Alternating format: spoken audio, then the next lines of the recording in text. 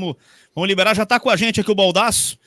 Cara, um prazer muito grande, é uma honra aí pro canal Marcos Melo ter o Fabiano Baldasso conosco. Tudo bem, Baldasso? Boa noite, como é que tá, amigo? Tudo bem, gurizada? Tudo bem com vocês? Eu queria dizer o seguinte, é uma honra estar aqui contigo. Eu sempre te acompanhei e eu acompanhei aí o problema que tu passou em relação ao teu canal. Eu queria te dizer que a gente está sempre à disposição para te ajudar a reconstruir uma coisa que tu já tinha construído e que já está construindo novamente. Então, é um prazer estar aqui contigo. Você sabe que eu não participo de porra nenhuma em lugar nenhum. Eu estou aqui contigo porque te considero pra caramba, né?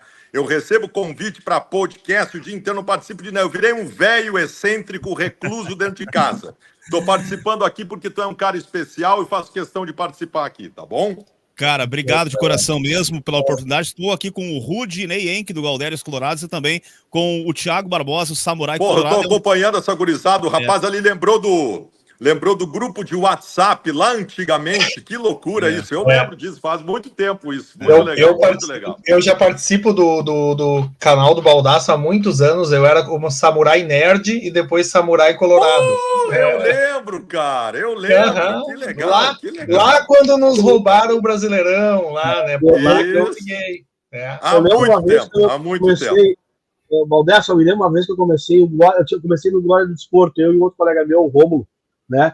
E aí, nesse tempo, eu tava no teu grupo lá de WhatsApp, e aí eu tipo, o Baldasso não quer fazer uma ponta com a gente lá pra dar uma força? Eu disse, é que eu não posso, não sei o quê. Aí tu me explicou lá toda a tua história, o porquê, que aconteceu daquilo e coisa e tal. Eu disse, não, tudo bem, tranquilo. E, cara, assisto as tuas lives sempre, quando a gente pode, porque a gente também tem as nossas, também as correrias aqui, nossas, na vida, mas quase sempre assisto a live, dou risada às vezes das tuas loucuras lá, que tu grita com perna, mamãe, cuidado. Vocês três aí, eu acho que os 4 ou 5 jornalistas que o Cudê estava citando, acho que vocês três estão entre eles, hein? Sabe, estamos na tela os 4 aqui já, né, Baldasso? Que loucura isso, né, cara? Mas o Cudê tem direito, cara. O Cudê tem direito. Como a gente critica, ele tem o direito de criticar também, não tem problema nenhum. Eu queria aproveitar a tua participação, Baldasso, para te perguntar justamente sobre isso. O que tu achou da explanação do Eduardo Cudê após a vitória contra o Bahia? Eu até comentei no outro dia aqui no canal que a gente que trabalha na comunicação tem o direito de fazer as nossas críticas e o profissional também tem o direito de se defender. Tu achou que foi um pouco deselegante a entrevista dele ou foi tudo normal? Não foi deselegante. Ele tem o direito, assim como eu tenho o direito de contestar algumas coisas. Você sabe que o Cudê diz em todas as coletivas o seguinte: vocês nunca me elogiam quando o time ganha, dizendo que a tática é muito boa. Agora, quando o time perde, vocês dizem que a tática está errada, que é uma bagunça tática e tal. A mesma coisa eu digo para o Cudê. Porque a gente fez elogios importantes ao Cudê nos momentos bons do Internacional. Eu elogiei o Cudê neste final de semana, porque as trocas dele no intervalo do jogo mudaram o time do Internacional. E o Cudê não lembra disso também, né? O Cudê tem que elogiar a gente, então. Na próxima coletiva, muito obrigado às pessoas que me elogiaram e tal. Eu não tenho nada contra o Cudê.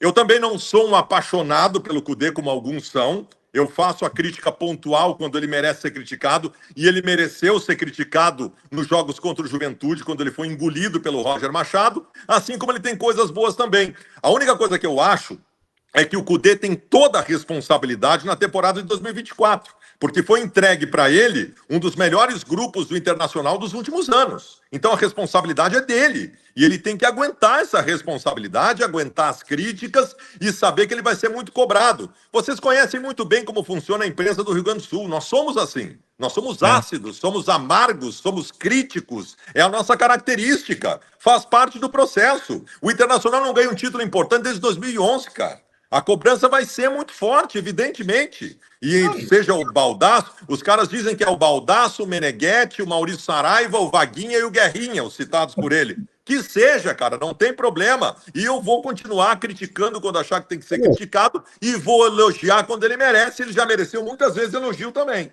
Exatamente. Eu quero falar que eu não gosto do Baldasso. O Tonho da Lua, o Tonho da Lua, o Tonho da Lua. Tu acha que o Inter pode chegar ao título com o Cudê ou apesar do Cudê? Não, eu acho que pode chegar com ele. Eu acho que o Cudê tem coisas boas. Eu fico um pouco assustado, às vezes, com algumas limitações do Cudê. Eu fiquei assustado contra o Juventude. Porque contra o Juventude, o Roger Machado deixou muito claro qual seria a estratégia dele no primeiro minuto do jogo lá em Caxias do Sul. E o meu treinador passou 180 minutos sem conseguir ler o que o técnico adversário estava fazendo e encontrar um antídoto para isso. Me assustou. Como me assustou o ano passado, quando o Fernando Diniz engoliu ele no jogo do Beira-Rio também. Mas o Cudê tem algumas coisas boas. O futebol ofensivo do Cudê é uma coisa que agrada a todo torcedor. O Cudê tem momentos, o ano passado contra o River Plate, o ano passado contra o Bolívar, lá na altitude. No jogo agora contra o Bahia no final de semana, porra, no intervalo do jogo ele bota o Wesley, que melhora o Inter, ele bota o Bruno Henrique, que melhora o Inter, e ele traz o Fernando da zaga para o meio-campo, que foi um jogador estupendo depois que veio para o meio-campo e foi importante para o Inter ganhar o jogo. Porra, merece elogios. Só que é do jogo, né, cara? Elogiar e criticar é parte do jogo. Com certeza, e a gente nunca vai criticar sem razão e também não podemos elogiar quando não merece elogio, né, Baldasso? Cara, eu vou dizer uma coisa para vocês. Vocês são mais jovens. O Marcos Melo já é tiozão, que nem eu. Na década de 90, quando a gente torcia para o Internacional, o Inter passou uma década terrível. Para mim, a pior década da história do Internacional. Quando estava chegando ao final da década de 90 e o Grêmio tinha ganho um monte de título importante, o Internacional só não diminuiu de tamanho por conta da cobrança da imprensa e do torcedor. A imprensa e o torcedor do Internacional nunca deixaram o Internacional baixar a régua em relação a exigências. Era portão 8 do Beira-Rio, era protesto, era tudo. A gente não deixou o Inter diminuir de tamanho. E depois o Inter ganhou a América, ganhou o Mundo, ganhou a Recopa, ganhou a Sul-Americana, ganhou tudo e mostrou o seu tamanho. A gente não vai mudar isso, cara. A gente não vai. O torcedor do Internacional vai fazer uma cobrança violenta todos os dias. E nós da imprensa, no meu caso, e no teu caso também, Marcos Melo, como comunicador, jornalista, identificado com a camisa do Internacional, nós temos a responsabilidade que nos é passada pelas pessoas que nos acompanham de fazer a cobrança. A imprensa do Rio Grande do Sul nunca foi uma imprensa de oba-oba. Tu vai para o Rio de Janeiro, velho. O Rio de Janeiro é a imprensa, parabéns, professor, pela vitória. Nós não somos assim, cara. Nós não somos assim. Nós cobramos. E eu tenho muito orgulho da imprensa do Rio Grande do Sul, que sempre foi assim. O Muricy Ramalho, uma vez, o Muricy era técnico do Santos. O Muricy deu uma entrevista, estava numa coletiva, e o Santos estava mal. Aí um jornalista perguntou para ele o seguinte: como é que o senhor se sente com essa pressão que o senhor está sofrendo? Sabe o que o Muricy respondeu? O Muricy disse o seguinte: pressão? Vai lá para o Rio Grande do Sul, onde eu treinei, que tu vai saber o que é pressão. E é assim, velho. Não vai mudar. O Cudê vai passar, daqui a pouco ele vai embora. O Baldasso daqui 30 anos, com 80 anos, velhinho, vai estar aqui fazendo as mesmas cobranças. O Marcos Melo também, vocês também. Porque nós somos assim, cara. A nossa exigência, a nossa régua de exigência para o Internacional é muito alta e não vai mudar. Baldasso, eu digo sempre que tudo que a gente passou, eu também tenho já 50 anos também, tá? O Rude é mais velho, viu? O Rude é mais velho. Não parece, tu tá bem, hein? Tu tá bem. Eu também não fico muito atrás, eu tenho 41, cara. Eu tenho 43. Eu tenho 43. Então, assim, tudo cria dos anos 90 aqui, né? Então, tudo sofreu junto. Exatamente, tudo que a gente passou, e é por isso que hoje a gente é mais exigente, a gente não aceita qualquer coisa como coisa acha que tem que aceitar, entendeu? Eu acho que no frigir dos ovos, o culpado de tudo isso não é nem o próprio treinador, sabe? O culpado de tudo isso, para mim, se chama o presidente, é o Alessandro Barcelos, que bota esses caras lá. Não é eles. Eles não têm culpa, eles vão lá, eles estão fazendo o trabalho dele. Ele veio aqui para ganhar o dinheiro dele e fazer o trabalho dele. Se não der certo, o problema hoje do Internacional que eu vejo é a questão da amizade com o presidente. Então, é isso aí.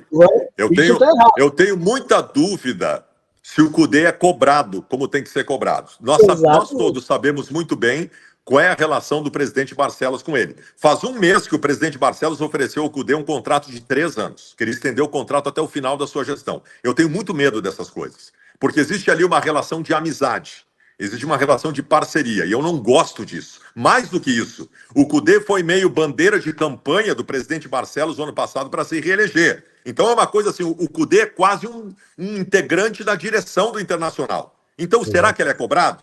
Será que realmente ele é cobrado? Será que realmente o presidente chegou para ele, depois de uma eliminação vexatória contra o Juventude, e disse: vem cá, Cudê, como é que tu faz a gente passar por... Eu acho que não, cara. Isso me preocupa de verdade. Eu também. Fico muito preocupado. Tu acha, Baldasso, que esse momento que o Inter passou, especialmente na semana passada, empatar com o Real Tomayapo, é algo que ficou para trás com a vitória contra o Bahia? Tu acha que a vitória contra o Bahia pode ter dado um novo ânimo para os jogadores assumirem uma nova, digamos, uma nova fase agora do brasileiro? A vitória contra o Bahia, ela não foi construída com grande futebol. O Inter teve dificuldades. O que a vitória do Bahia deixou para a gente foi uma coisa diferente no que diz respeito ao envolvimento dos jogadores. O Inter mordeu o jogo todo. O Inter jogou com a faca entre os dentes o jogo todo. O Internacional toma um gol aleatório no meio do segundo tempo e imediatamente dá uma resposta empatando o jogo. E quando o jogo estava encrespado e que talvez o Inter não tivesse condição pelo futebol, que não era a grande coisa que estava apresentando, os jogadores do Internacional decidiram o seguinte: nós vamos ganhar esse jogo na marra. E ganhou na marra. Então talvez a coisa mais importante que tenha ficado desse jogo seja isso, de que o grupo de jogadores entendeu a pressão, entendeu que tinha que ter uma ideia de envolvimento diferente em campo, talvez tenha desenvolvido uma nova personalidade para isso. Se aquilo que os jogadores se envolveram no sábado for uma tendência a partir de agora, eu acho que boa parte do problema está resolvido. Eu vi muitos colorados, muita gente falando que estava faltando vontade, mas contra o Bahia não podemos falar de vontade. Não, né, a vontade foi 90 minutos ali. Agora. Gurizada, era 45 minutos do segundo tempo, o Internacional fez um contra-ataque com 4 jogadores entrando na área, aos 45 do segundo tempo. Fazia tempo que eu não via isso. Aquele time bunda mole que nós vimos contra o Tomayapo, contra o Belgrano, contra o Juventude, não esteve em campo contra o Bahia.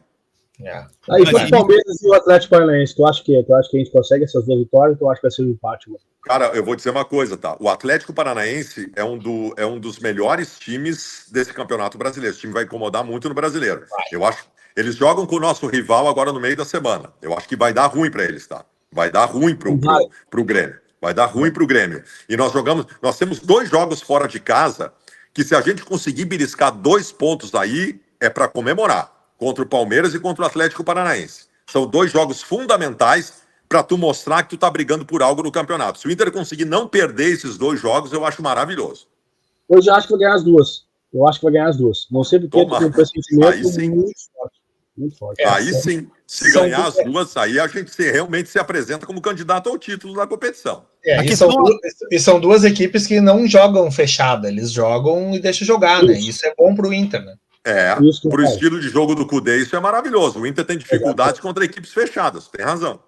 Uma perguntinha bem, digamos assim, cheia de malícia, Baldasso. O Alan Patrick hoje, ele é problema ou é solução?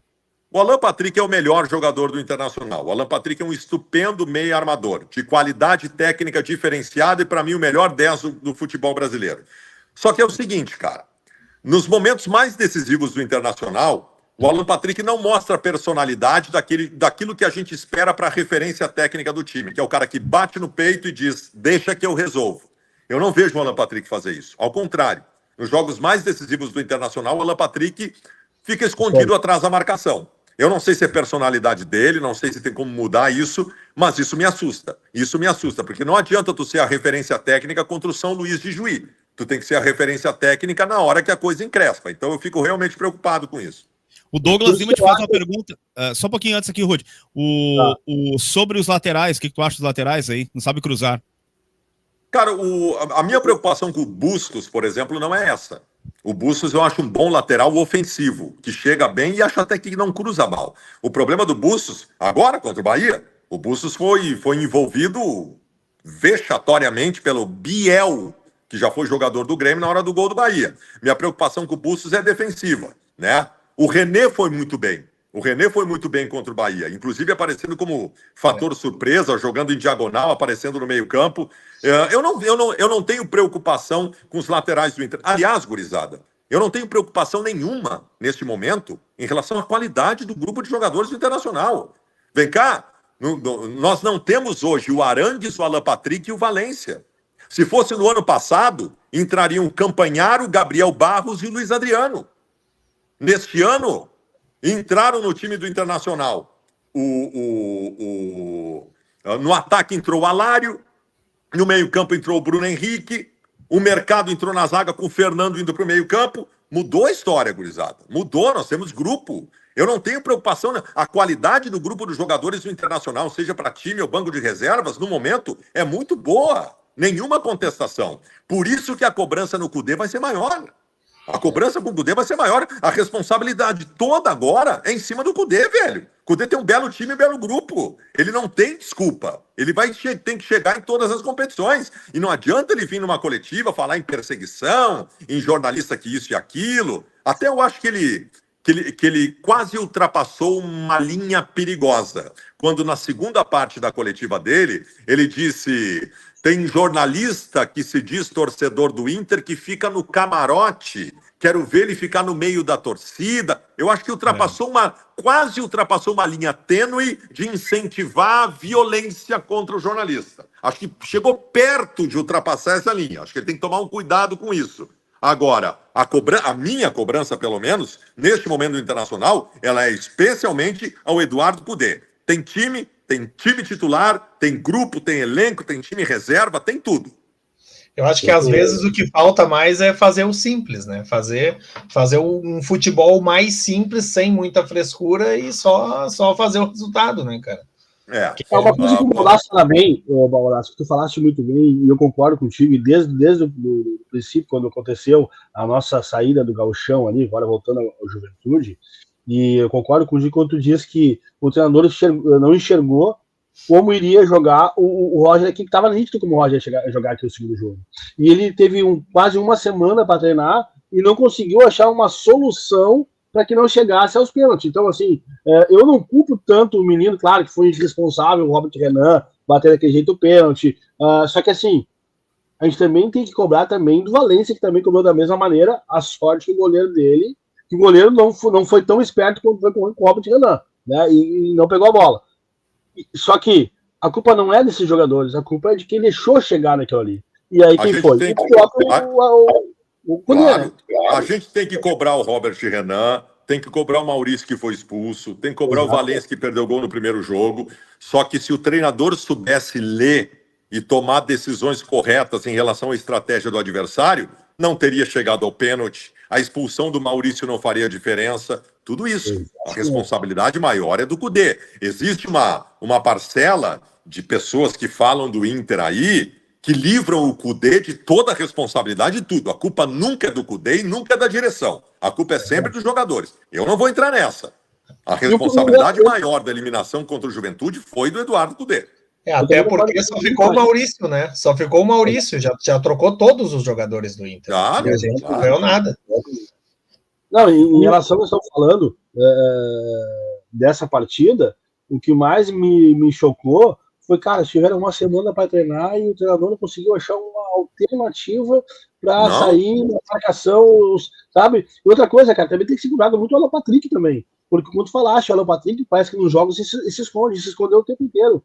Se o Alan Patrick, como capitão do time, quando ele viu que esse menino, o Maurício, estava sendo zoado, a cabeça do menino, que é um menino, estava sendo zoado pelo Nenê, ele devia ter chegado do lado do Maurício, te acalma, sai daqui, fica aqui mais do outro lado, vai para o outro lado, sai perto desse cara, não fica aí. Não, ele ficou... Que é o que o D'Alessandro fazia. O D'Alessandro fazia isso. O D'Alessandro era referência técnica do Internacional, ele comandava todo o processo. E chegava um jogo decisivo, velho, o D'Alessandro batia no peito. É comigo. E resolvia. Exatamente. É assim que tem que... A liderança técnica do time tem que fazer isso. E eu acho que o Alan Patrick às vezes não faz. O Thiago Madieiro aqui pergunta pro Baldasso se ele também acha que falta comando no vestiário e sobre se precisa daqui a pouco de um dirigente com mais culhão. É o que eu sempre falo aqui no canal. Acho que precisaria de alguém para encostar, para no mínimo ajudar o Cudê ali, o Baldasso.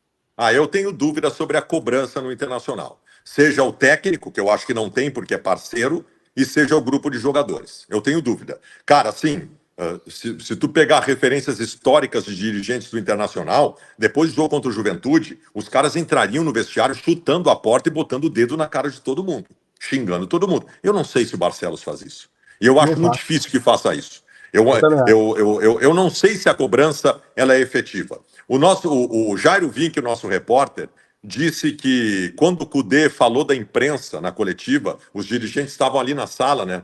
Diz que os dirigentes comemoraram que ele estava xingando a imprensa e tal. Eu gostaria de saber se eles são uns leões com a imprensa e são os gatinhos dentro do vestiário ou são os leões lá dentro também, né? Porque para brigar com a imprensa, todo mundo é leão, todo mundo é leão. Agora, com um grupo de jogadores, eu acho que às vezes eles são paternalistas. Mas o problema, Baldasso, que eu vejo, é que essa direção, ao meu ver, ela não sabe aceitar as críticas.